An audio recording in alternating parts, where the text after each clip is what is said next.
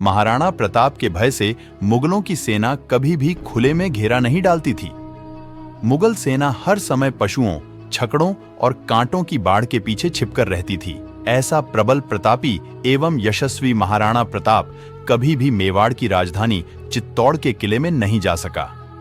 वह किला जो महाराणाओं की आन बान और शान था, महाराणा प्रताप के घोड़ों की टापों को सुनने के लिए तरसता ही रह गया। है तो ये हैरान करने वाली बात, किंतु इतिहास इस बात का गवाह है।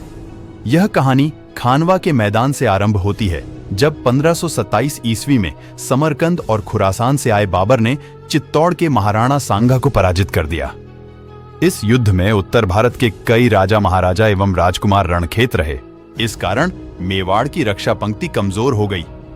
सांगा के बाद उसका पुत्र विक्रम सिंह चित्तौड़ की गद्दी पर बैठा, किंतु वह एक अयोग्य और कमजोर राजा सिद्ध हुआ। वह राज्य की खोई हुई शक्ति को पुनः संचित नहीं कर सका।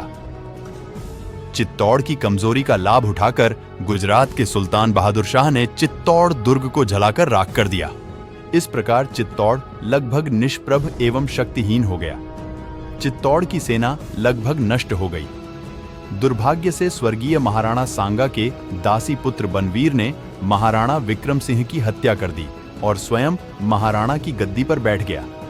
बनवीर तो स्वर्गीय महाराणा सांगा के छोटे पुत्र उदय सिंह की भी हत्या करना चाहता था, किंतु धाय माता पन्ना गुजरी ने राजकुमार उदय सिंह के प्राणों की रक्षा की तथा उसे कुंभलगढ़ के किले में ले गई। कुंभलगढ़ किले के किलेदार महाजन आशा देपुरा ने मेवाड़ के विश्वस्त सामंतों को एकत्रित करके उदय सिंह को मेवाड़ का महाराणा बनवाया। बनवीर एवं उदय सिंह के बीच हुए संघर्ष में मेवाड़ की शक्ति और भी क्षीण हो गई। अब चित्तौड़ इतना कमजोर हो चुका था कि मुगल बादशाह अकबर चित्तौड़ दुर्ग को हड़पने की नीयत से विशाल सेना लेकर चित्तौड़ आया। मेवाड़ के सामंतों ने महाराणा उदय सिंह को मेवाड़ की कठिन घाटियों में भेज दिया और जयमल मेड़तिया तथा फत्ता सिसोदिया के नेतृत्व में दुर्ग की मोर्चाबंदी की। अकबर की विशाल सेना के सामने चित्तौड़ का टिके रहना बहुत कठिन था, किंतु हिंदू वीरों के सामने अकबर की दाल आसानी से गलने वाली नहीं थी। इसलिए अकबर ने अपने सैकड़ों सैनिकों की बलि देकर दुर्ग की नींवों में बारूद भरवा दी। जब बारूद में विस्फोट किया गया तो किले की दीवार उड़ गई। राजपूत सैनिकों ने इस दीवार की मरम्मत करके मुगलों को किले में घुसने से रोक दिया, किंतु इस दौरान दुर्गपति जयमल राठौड़ की टांग में अकबर की बंदूक से निकली गोली लग गई। जयमल ने अगले दिन सुबह केसरिया करने का निश्चय किया, जिसमें राजपूत सिपाही केसरिया कपड़े पहनकर एवं मुंह में तुलसी दल रखकर किले से बाहर निकलकर युद्ध करते थे। दुर्ग में स्थित रानियों एवं राजकुमारियों ने स्वर्गीय महाराणा सांगा की रानी कर्मवती के नेतृत्व में जौहर किया। अगले दिन किले के दरवाजे खोल दिए गए और समस्त हिंदू सैनिक लड़ते हुए वीर गति को प्राप्त हो गए। इस प्रकार चित्तौड़ का किला महाराणाओं के हाथों से निकल गया। महाराणा उदय सिंह ने बहुत पहले ही भांप लिया था कि अब चित्तौड़ में रहकर मेवाड़ की रक्षा नहीं की जा सकती। इसलिए उन्होंने दुर्गम पहाड़ों के बीच अपने लिए एक नई राजधानी का निर्माण करवाना आरंभ किया था, जिसे उदयपुर कहा जाता है। चित्तौड़ हाथ से निकल जाने के बाद महाराणा उदय सिंह अपनी इसी नई राजधानी में रहने लगे। जब 1552 ईस्वी में महाराणा उदय सिंह की मृत्यु हुई तो उन्होंने अपने बड़े पुत्र प्रताप सिंह के स्थान पर अपनी प्रिय रानी धीरबाई के पुत्र जगमाल को अपना उत्तराधिकारी घोषित किया। लेकिन मेवाड़ी सरदारों ने स्वर्गीय महाराणा उदय सिंह के इस निर्णय को मानने से मना कर दिया।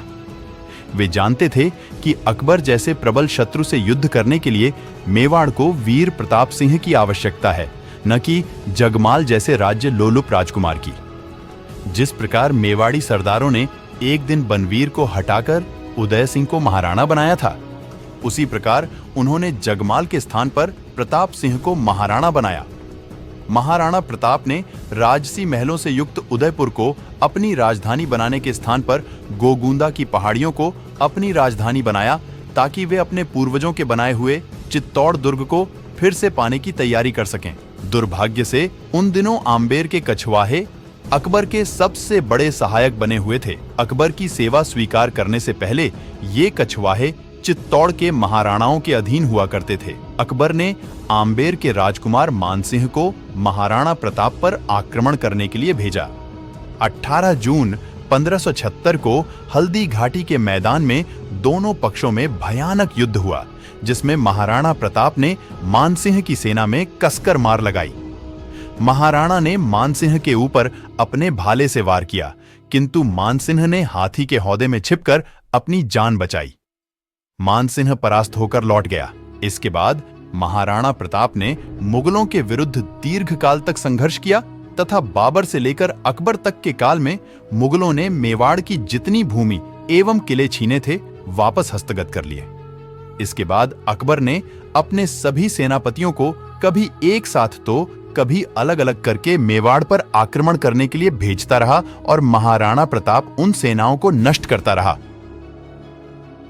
इस कारण अकबर के बहुत सारे सेनापति मारे गए और कई सारे सैनिक अपनी नौकरी छोड़कर भाग गए तथा बहुतों ने पराजित होने के बाद कभी भी अकबर को अपना मुंह नहीं दिखाया।